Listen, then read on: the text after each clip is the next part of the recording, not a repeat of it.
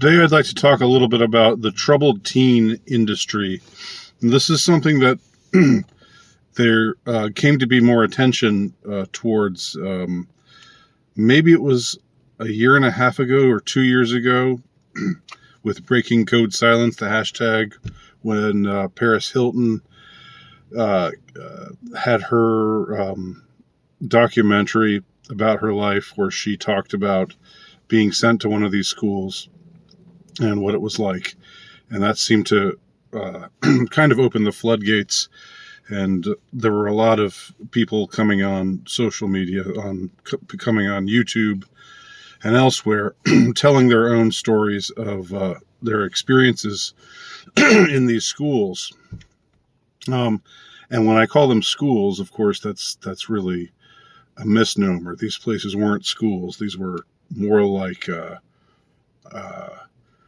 I could say they were more like prisons, but really they were maybe even worse than that, because they were places where it seemed like the whole point was to inflict as much trauma upon the students as possible, ostensibly to get them back on the straight and narrow again.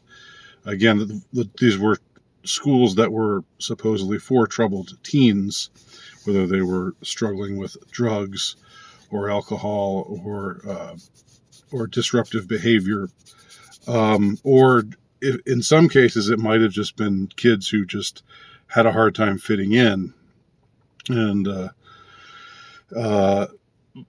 in any case, they were all just thrown together into these institutions called the troubled, that came to be known as the troubled teen schools, or wilderness schools, they were also called.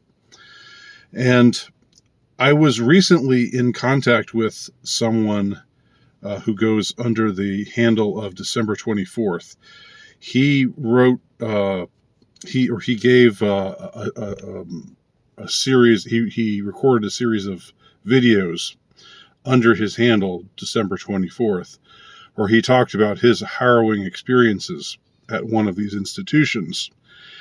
And it seemed to me, I followed his story with a great deal of interest, and I know that others who were watching my channel also watched December 24th's videos, because they were very compelling. I would say that among all of the hashtag Breaking Code Silence, hashtag I See You Survivor, those are the hashtags that were put up. There was also the thing with the bad Barbie girl from Dr. Phil, who was sent to one of these kinds of places. I didn't really so much look into her story as much, but what interested me most were just the sort of more anonymous people, like these kids who suddenly found themselves in these places, in these dreadful institutions which practiced abuse. Some of the stuff that they did, it's hard to imagine that it was legal. And it seemed that there were, for many of these places, there were deep connections. For example, the Elon School, one of the more notorious, and maybe one of the first places, one of the flagship troubled teen schools. There was a lot of apparently.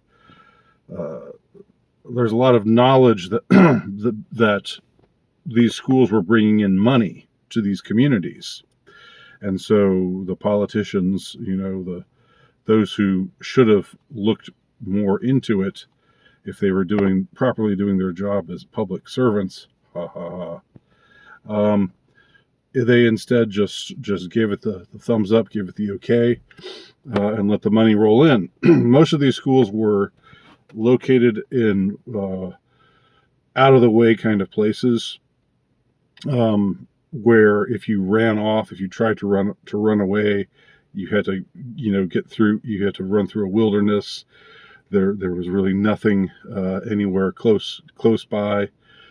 Um, of course, a lot of attempts of runaways. There were a lot of attempted runaways because of the nonstop abuse that took place at these schools, which has to be heard about to be believed. Um, so a lot of kids did try to get away. Some of them met uh, pretty bad fates.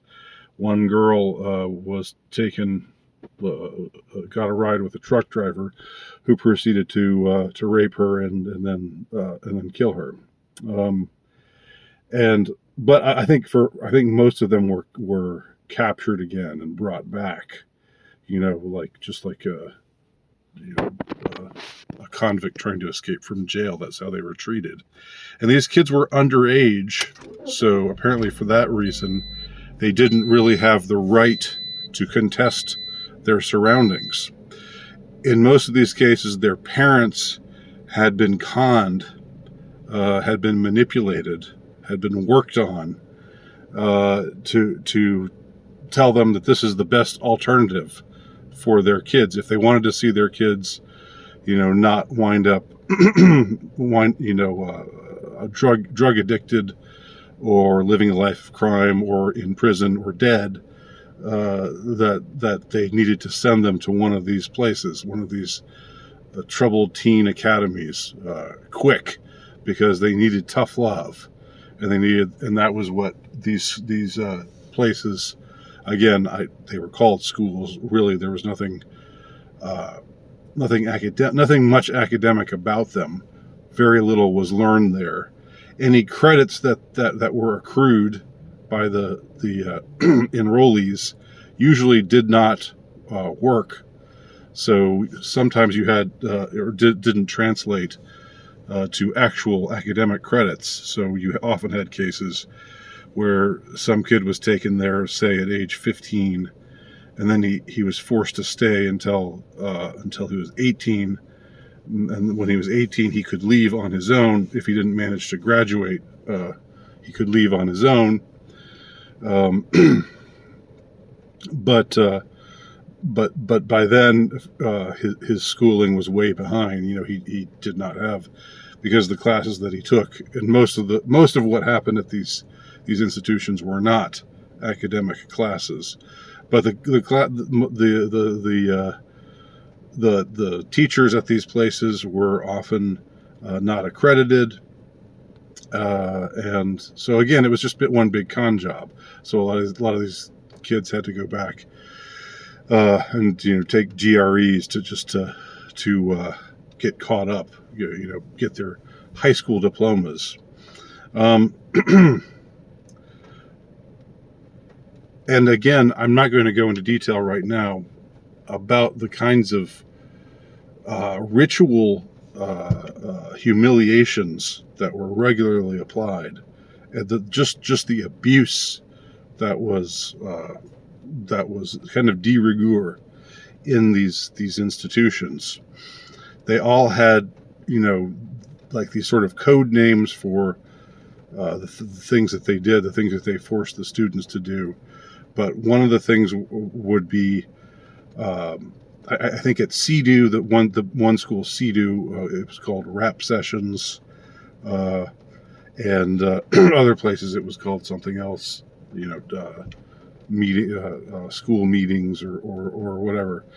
But the ritual would be some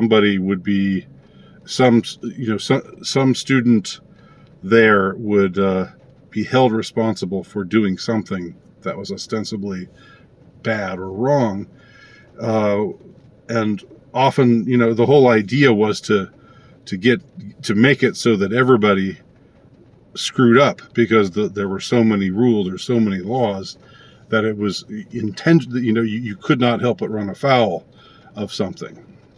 If you were told that you shouldn't speak out, you shouldn't smart off, you should keep quiet and keep your head down and just go through the program. Well, if you did that too much, you were too quiet, then they would get on your case about that, and say that you weren't participating enough, and you weren't affirming that your experience was positive enough. And so they would, for that reason, throw you in the middle of this maelstrom of hatred, where a bunch of other kids would yell at you and administrators would yell at you, and the kind of things that administrators were recorded as saying, or things like, you should have just killed yourself and saved your parents the trouble.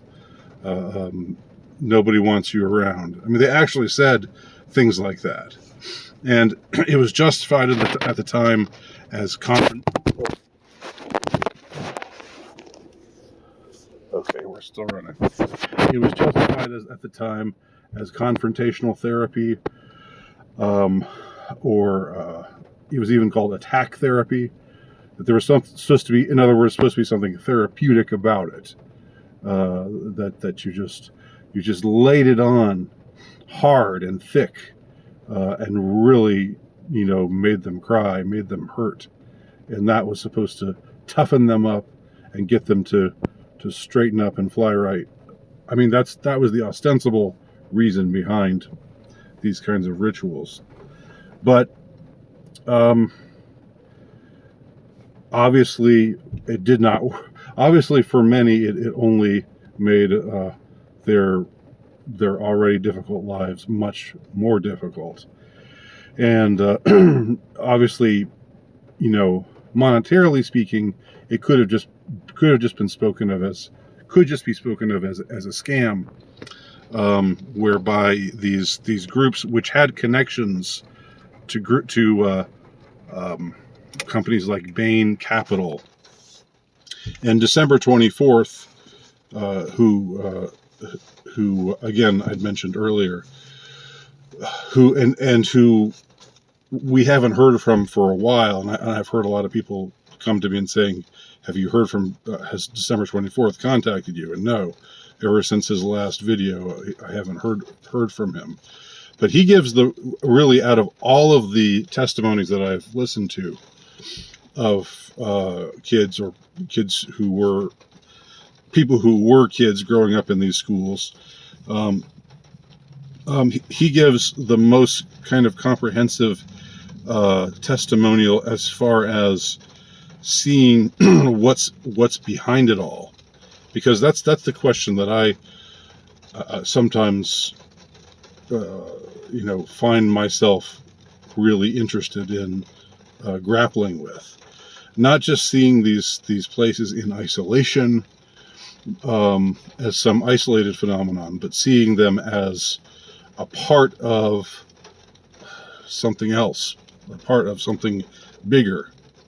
And indeed, there are all these connections between these kinds of schools and the state. Between the schools, state representatives, between these schools and corporate elites. So there was some kind of motivation to keep these things going.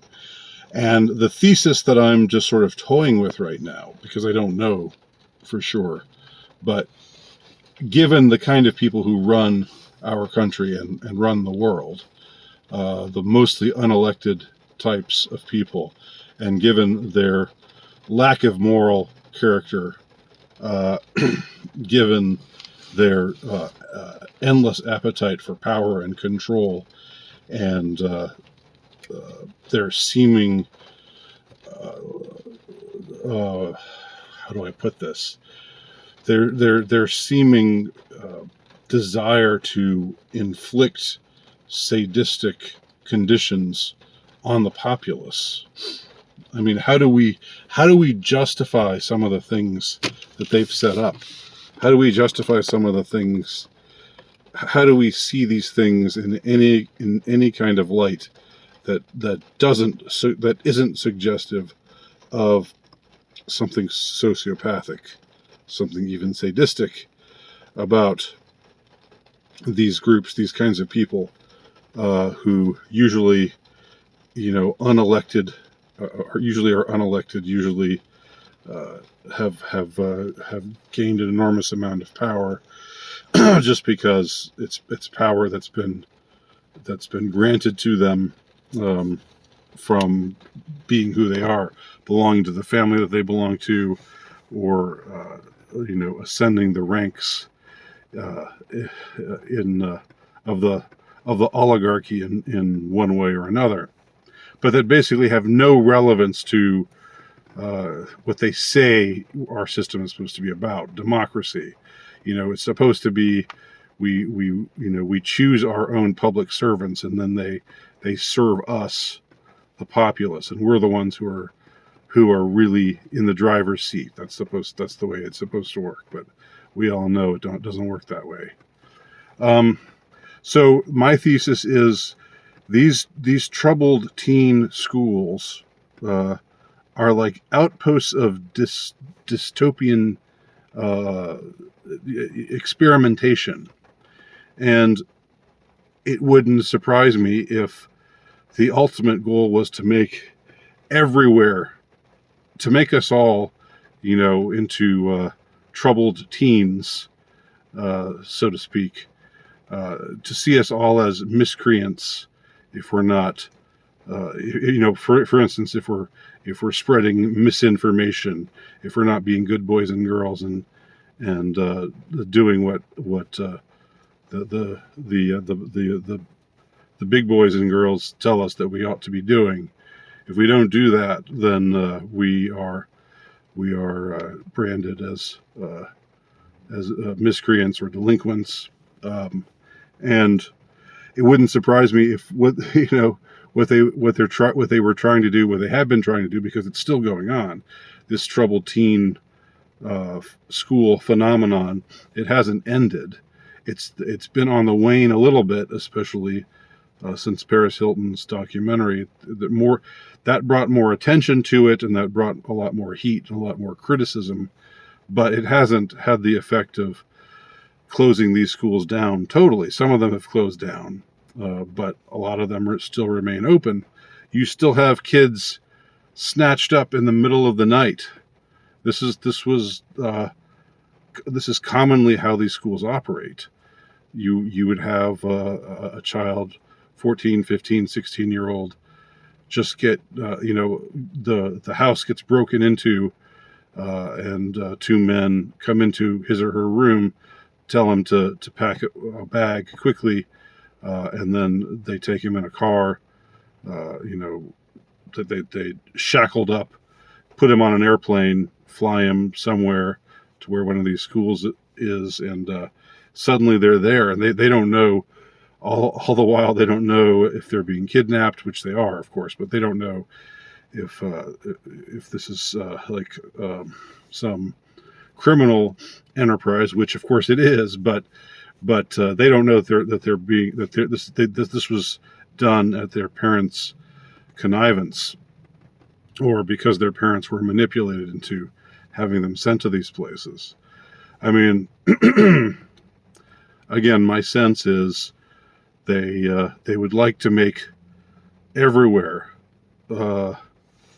similar to how to the way that these schools were run. That's how they want to run our society generally. That's how they think about us generally. To all of them, we are troubled teens if we're not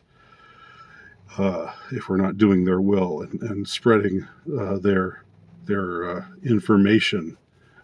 That's not misinformation, and something gets called misinformation because it goes against what some powerful group wants us to agree with and wants us to promote to our fellow man.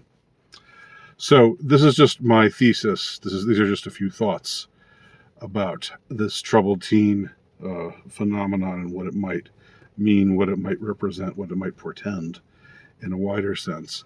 I hope at some time in the future to speak with somebody who's been through the troubled teen school experience, and we'll see what happens on that front. But these are my thoughts at this point. Thanks for watching, and I'll talk to y'all soon.